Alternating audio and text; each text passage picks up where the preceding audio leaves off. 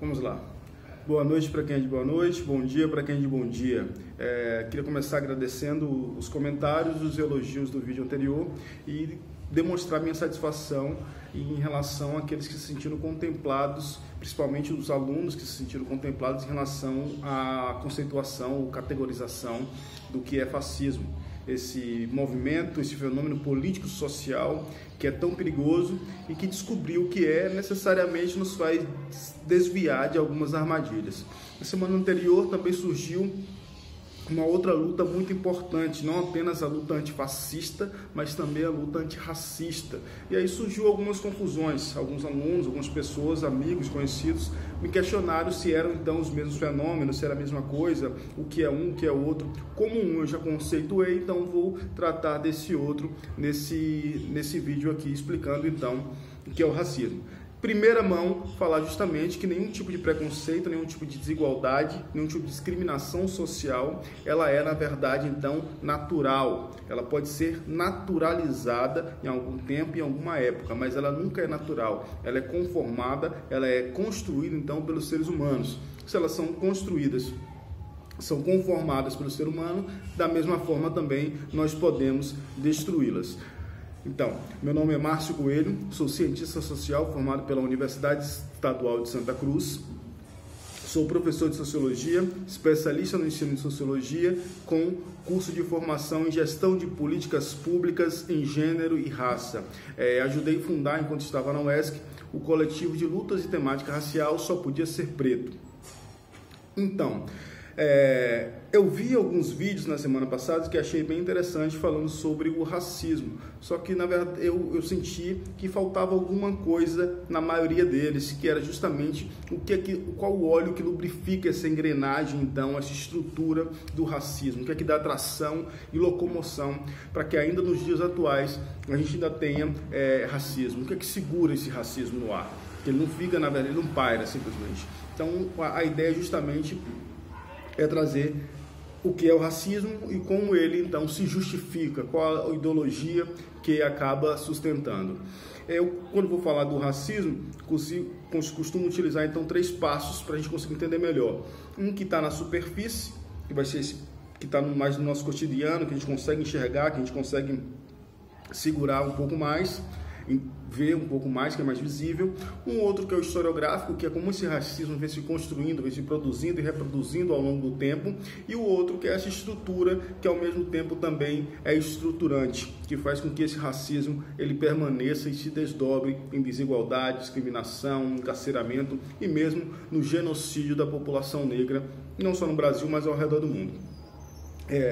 Vou utilizar também algumas influências, alguns autores, alguns teóricos que eu estudo antes e durante e agora ainda depois da graduação, como o Fanon, o Munanga, o Florestan Fernandes, Silvio de Almeida, Beatriz Nascimento, Abdias Nascimento, Leila Gonzalez,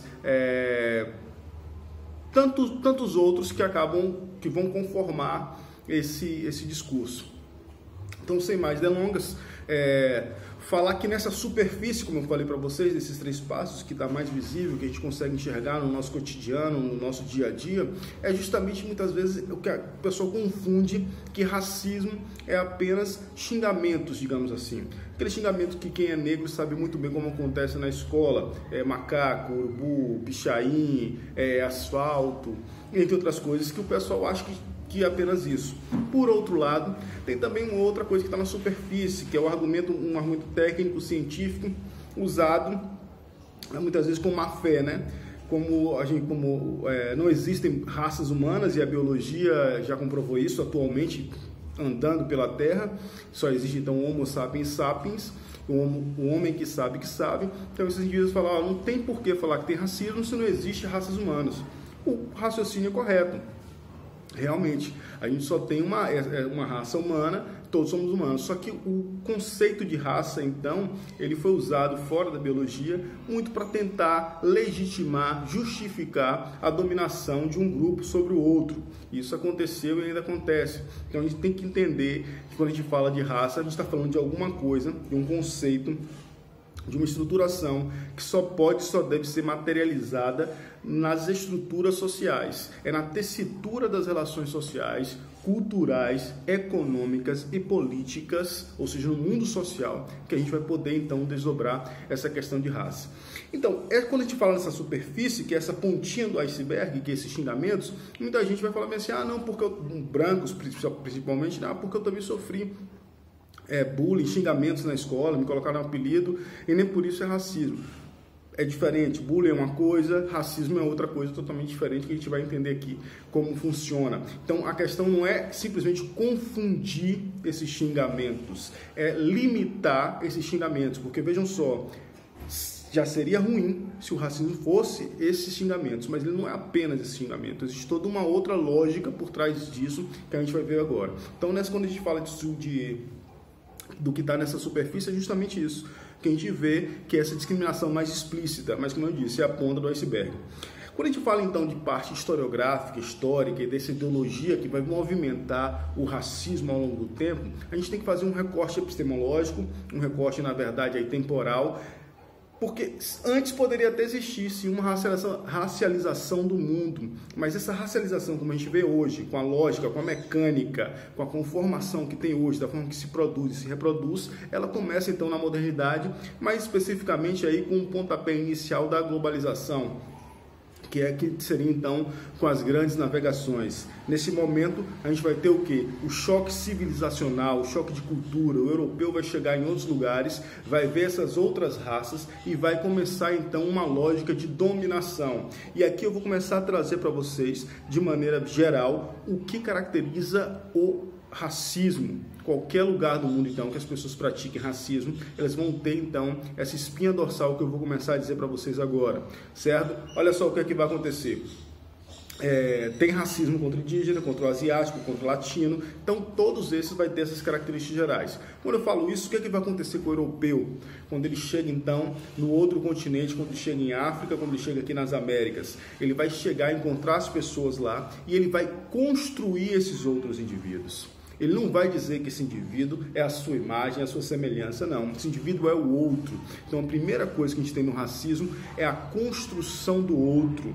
O Frantz Fanon ele tem uma frase que é extremamente inquietante, que ele vai falar o seguinte: o negro não existe. Primeira vez que eu li isso, quando comecei a ler então Fanon, foi extremamente estranho. Mas por que não existe? Porque, de certa forma, ele é sim inventado pelo europeu. A partir de que ele chegou, então, ele criou isso aqui. Então, eu sou o branco e eles, então, são os negros. Não somos todos humanos. Então, essa é a primeira lógica, então, da construção do outro. Só que essa lógica da criação do outro, ela segue algumas outras características, como, por exemplo, a hierarquização. O que vai acontecer? Esse indivíduo não é igual a mim, ele é o outro, e além de não ser igual a mim, ele ser diferente, ele não é apenas diferente, ele é inferior a mim. Olha só o que acontece então. Vou dizer que esse indivíduo é inferior para poder fazer o quê? Para poder dominá-lo, para poder então explorá-lo, tirar sua liberdade, suas riquezas, entre outras coisas. Aqui a gente está passando então nesse início por uma lógica do mercantilismo, que depois vai se desdobrar, vai se consolidar na lógica do capitalismo, certo? Olha o que continua acontecendo. Eu tenho então essa construção desses outros indivíduos, essa hierarquização para dominá-los, para explorá-los, expropriá-los. Só que preciso de mais alguma coisa para justificar isso. E isso vai acontecer não só com os negros na África, mas também com os indígenas aqui no Brasil. Por quê? Quem manda, né, nesse momento no mundo, ainda é grande potência, é a Igreja Católica. Então vou precisar de uma justificativa então cristã. Ela está entrando em derrocada aí, está entrando em crise, mas ainda manda. Que é o que? A fé cristã. Na África, então, esses indivíduos não são filhos de Deus, são amaldiçoados e eles precisam então do trabalho escravo como expiação para pagar os seus pecados. Aqui, então, nas Américas, não, esses indivíduos não têm alma, nós temos que catequizá-los então para que eles tenham alma, para que eles tenham salvação. Então, eu tenho aí a legitimação da fé cristã, a ideologia da fé cristã, para poder colocar esses indivíduos, então, nesse rol de não humanos, para eu poder, então, explorá-los, escravizá-los, estuprá-los, matá-los, entre tantas outras coisas. Então, essa é a primeira justificativa que a gente tem para o racismo. Lembrando, então, as características: construção do outro, hierarquização dos indivíduos, para subordiná-los, para dominá-los, para desumanizá-los, para poder então privá-los de sua liberdade, subalternizá-los ou mesmo encarcerá-los e matá-los. O que é que vai acontecer ao longo do tempo, desse período todo escravagista? Nós teremos então uma mudança de paradigma. Se até então o que dominava eram os preceitos então religiosos da fé cristã, a gente está passando tanto pela Revolução Industrial, como também pela questão da Revolução Científica. Então preciso de uma mudança de paradigma. Eu tenho que explicar a sujeição, a dominação, a desumanização desses indivíduos de outra maneira, porque aquela ali já não serve mais, as pessoas já estão questionando. Então eu vou pegar o quê? Criar uma pseudociência chamada racismo científico, que vai ter desdobramentos em eugenia, que vai se desdobrar mais para frente no nazismo, para falar o seguinte: ó, esses indivíduos, eles não são iguais a mim. Olha só, eles podem até, inclusive, serem filhos de Deus, sim, mas eles são humanos de segunda classe. Por quê? Eles vão criar uma escada evolucionista dizendo o seguinte: ó, a melhor raça, então, a mais inteligente é a raça branca, depois a gente tem os asiáticos, depois teríamos, então, os indígenas, e por último, então, teríamos os negros, como, então, essa raça que é totalmente degenerada. Aqui no Brasil a gente vai ter isso, inclusive, para segurar, porque em todos os lugares do mundo está acabando então a escravidão, o processo de escravatura. Então, para que mantenha-se esses indivíduos controlados, eu vou trazer essa explicação e inclusive vou falar para eles: olha, esses indivíduos, eles estão assim, eles não têm moradia de qualidade, não têm educação, não têm saúde, porque na verdade eles são degenerados, eles têm uma propensão enorme para o crime, para a criminalidade, para a marginalidade, entre tantas outras, para a preguiça. Por isso que eles não conseguem avançar. Não é culpa nossa, inclusive o melhor que a gente tem a fazer é branquear a sociedade. Começa aqui no Brasil, inclusive, políticas de branqueamento, a importação então de indivíduos alemães, italianos e por aí vai, para poder então colonizar o nosso Brasil, com a desculpa de que faltava mão de obra, mas que havia milhões e milhões de negros aqui sem conseguir trabalho. Então você tem essa outra justificativa. Vamos lá, se lá no início a gente tinha a justificativa então cristã, que esses indivíduos então não eram filhos de Deus ou que precisavam pagar seus pecados, esse argumento ao longo do tempo cai por terra, porque não é mais aceito, porque a gente tem um paradigma da ciência entrando com força na sociedade. Então a gente cria um outro argumento, que é o do racismo científico, esse que diz então que há uma hierarquização das raças. A gente vai passando o tempo, para a gente avançar. Aqui no Brasil tem um fato que é interessante, que é cunhado então a expressão democracia racial. E aqui entra um fato que é bem interessante, que depois da Segunda Guerra Mundial, tem gente que fala que o brasileiro tem que ser estudado pela NASA, mas a ONU já mandou estudar o brasileiro. Porque o que acontece? Reza a lenda então, reza a lenda não, fato histórico, a ONU então está olhando para o mundo depois da Segunda Guerra Mundial. Foi uma guerra que, entre outras coisas, tinha um fundo também de racismo. Os nazistas eram supremacista branco, arianos, aquela coisa toda, e que nos Estados Unidos ainda tem as leis do Jim Crow, que é de segregação, de espaços segregados totalmente para brancos e negros, sejam de escolas, de bairros, de ônibus, tudo. Na África do Sul está tendo o apartheid, na Índia tem essa questão de castas, na Rússia também. Então o mundo está extremamente dividido, segregado.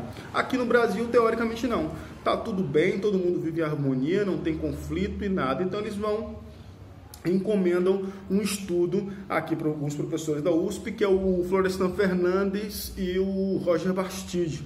Eles vão então fazer um estudo sobre qual é essa situação racial no Brasil, se tem tensão racial ou não. E aí o que acontece é a surpresa, né? Que aqui descobre-se que tem sim um racismo, que é um racismo que na verdade que ele é velado, que ele é tácito, que ninguém se aceita como racista, mas quando vai olhar os indicadores sociais, o que é que acontece? O marginal é o negro, o que está preso é o negro, o que não tem educação, que é analfabeto, é o negro, o que não tem acesso à habitação de qualidade é o negro, o que não tem acesso à saúde. Então todas as mazelas sobrecaem sobre o negro. Então existia sim um apartheid aqui, uma segregação, só que ela é velada. E ainda hoje acontece isso. Saiu uma pesquisa, se não me engano, em 2012, que a primeira questão do questionário era a seguinte: existe racismo no Brasil? Não lembro direito o número, mas se não me engano, acho que era 87% das pessoas diziam que sim, existia racismo no Brasil. A segunda questão é, você é racista? 97% das pessoas diziam que não eram racistas. Olha que loucura. Então nós somos um incrível, maravilhoso e majestoso país que tem racismo, mas não tem racista. Olha só como funcionam as coisas. Então você também tem essa outra lógica aí dessa situação. Essa democracia social, ela é muito sui generis aqui do nosso país, porque ela vai trazer uma outra lógica, uma outra justificativa. Capitulando, fé cristã lá atrás, pseudociência então com racismo científico, e essa democracia, porque democracia todo mundo é cidadão, a democracia racial. Só que aqui o que se fazia? Como eu falei para vocês, todos os indicadores sociais colocavam um negro em situação de vulnerabilidade social. Então existia o quê? Uma subcidadania para esses indivíduos. Se lá no início eles basicamente não eram filhos de Deus, se depois então eram considerados subhumanos, agora então eram considerados também subcidadãos. E a gente vai passando ao longo do tempo sobre essas questões. E aqui é importante ressaltar também que todos esses modos existe também a perspectiva da lógica econômica. Como Malcolm X fala, não existe capitalismo sem existir o racismo. Ou seja, no início então é mão de obra escrava, depois então passa para a questão do exército de reserva, subcidadãos, e a gente vai chegando, vai avançando então para os nossos tempos, onde que a gente percebe infelizmente com muita tristeza, é que essa situação, na maioria das vezes, ela continua muito forte, muito presente em todos os lugares, em todas as nossas estruturas. O que é interessante de dizer que normalmente se cristaliza ao longo do século passado, ao longo do século XX, o lugar do negro no Brasil. O que é que vai acontecer? A gente tem um lugar específico a essas pessoas que a gente não se incomoda com essas desigualdades, como eu falei para vocês, não são naturais, são naturalizadas. Um exemplo interessante disso é o caso que aconteceu há alguns anos do chamado mendigo gato. O mendigo gato foi um indivíduo que estava uns 6, 7 anos, que estava em situação de rua, que estava provavelmente em situação de drogadição, de dependência química, e que houve uma comoção nacional para que esse indivíduo fosse retirado. Foram, acho que uns 2 ou 3 programas de auditório em algumas semanas, alguns meses, porque o lugar daquele indivíduo não era ali. Olha só como são as coisas.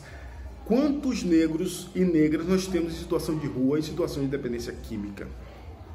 E aqui eu não estou dizendo que esse outro indivíduo não tivesse, então, merecesse os cuidados, se assim o quisesse, para redução de danos ou para estar abrigado, entre outras coisas. A questão é o seguinte, que normalmente isso não causa comoção, isso não toca, porque normalmente é invisível, invisibilizado, faz parte da paisagem, é o lugar. Se ele está ali é porque ele está ali, ele não é, acho que ele não é nem filho de Deus, ele não é humano, ele é um subcidadão, não tem nada a ver. Agora um branco está ali, e isso choca, isso causa, porque não é o lugar do branco esse lugar é do negro, esse lugar ficou naturalizado então para esse indivíduo.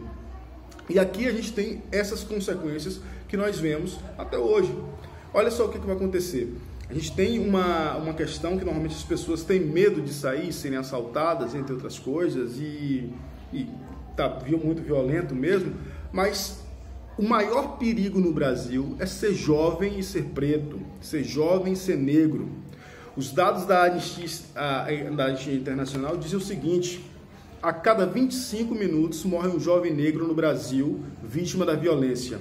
Ou seja, são aproximadamente 2 jovens negros mortos por hora, 48 mortos por dia, 336 mortos por semana, 1.344 mortos por mês. Esse número é igual ao maior de muitas guerras que acontecem pelo mundo. Só que muitas vezes a gente acha que o perigo realmente está lá fora, né? E esses dados, na verdade, eles se desdobram não apenas nessa questão desse controle racial e dessa lógica que eu estou falando para vocês. Tem uma outra coisa que é bem interessante. Como eu falei, a gente vai justificando essa desigualdade, essa discriminação que se materializa e surge de maneiras diferentes. Se assim como o fascismo ele surge lá na Itália na década de 20 do século passado, depois ele vai surgir em outros lugares, mas com maneiras diferentes, com fantasias, com máscaras diferentes, o racismo da mesma forma. Se ele surge nessa modernidade, lá atrás, com a justificativa da fé cristã, depois passando pela pseudociência, pela essa democracia chamada democracia racial, agora ele se encrava com uma outra perspectiva, com uma outra justificativa, que é a justificativa neoliberal, a justificativa teoricamente meritocrática, que fala bem assim, ó, se esse indivíduo não consegue sair dessa situação, é porque ele não quer, porque a oportunidade tem para todo mundo. E aí eu vou ler alguns dados aqui para vocês, para a gente entender melhor. Quando a gente fala, por exemplo, de emprego, em cargos de gerência no Brasil, apenas, não chega a 30% o número de negros que estão nesses cargos. E eu estou falando com a mesma escolaridade, ok? Para não dizer, não, porque quer se não quer. Subutilização da mão de obra, 30% de negros e apenas 18%, então, em relação aos brancos. Se a gente fala na política, nos processos decisórios, então, de tomada de poder, isso aí você não precisa nem fazer muito esforço, né? Só você olhar. Na verdade, tem uma coisa que é bem interessante, que é o chamado teste do pescoço. Eu vi uma vez o professor Hélio Santos falando e ele falou que é bem interessante. Você chega nos lugares, então, mais, digamos assim, mais sofisticados, mais ricos, e faça o teste de pescoço.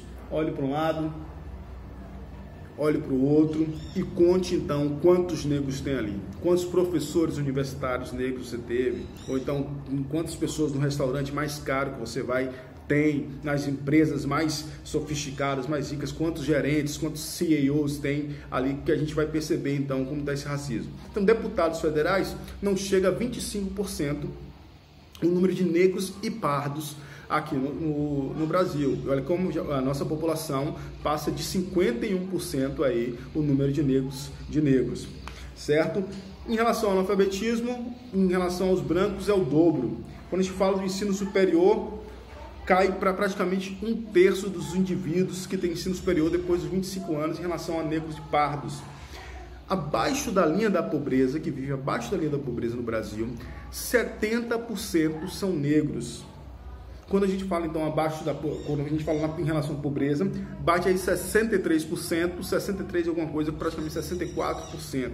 Então a gente está falando então desse racismo que é estrutural, que ele vai com essa lógica, e aí mesmo com todos os dados, mesmo falando que esse indivíduo ele não tem acesso à educação, que ele não tem acesso à moradia, que ele está abaixo da linha da pobreza, a maioria é ele, que ele a maioria dos pobres são eles, que ele não consegue acessar então a perspectiva do poder político, ainda assim diz que esses indivíduos não avançam porque não querem, que aí é justamente outra justificativa, que é como eu estou falando para vocês, não paira no ar, só essa questão da superfície, do xingamento, de eu falar aqui, ó, eu não gosto de você por causa dos seus traços, porque seu cabelo é crespo, seu cabelo é duro, né, como falam, porque seus lábios são grossos, porque seu nariz é largo, porque eu não gosto da sua cor. Se fosse só isso, esse racismo não se sustentaria no ar. Ele tem lógicas, tem justificativas, tem ideologias, tem lubrificantes que fazem com que essa máquina tenha tração, tenha força e tenha locomoção.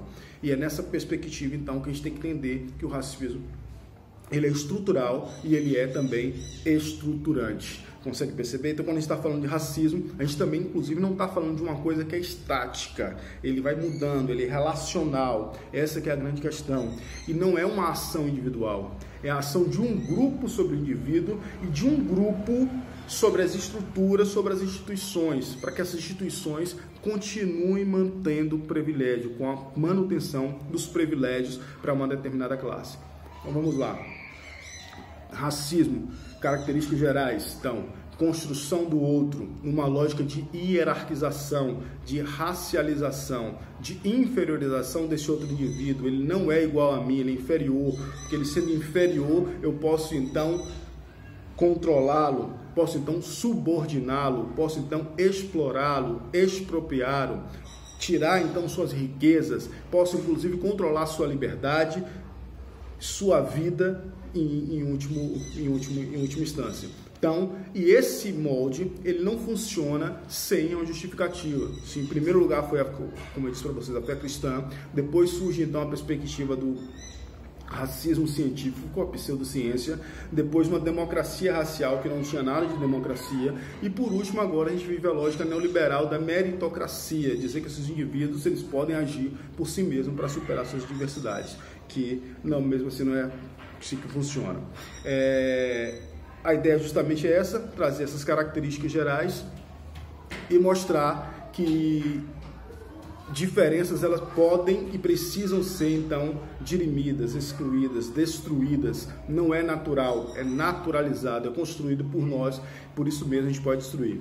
Terminar com a frase do Boaventura de Souza Santos, sociólogo português, que ele diz: temos o direito de ser iguais quando a nossa diferença nos inferioriza, e temos o direito de ser diferentes quando a nossa igualdade nos descaracteriza. Daí a necessidade de uma igualdade que reconheça as diferenças e de uma diferença que não produza, alimente ou reproduza as desigualdades. Beleza? Fogo nos racistas.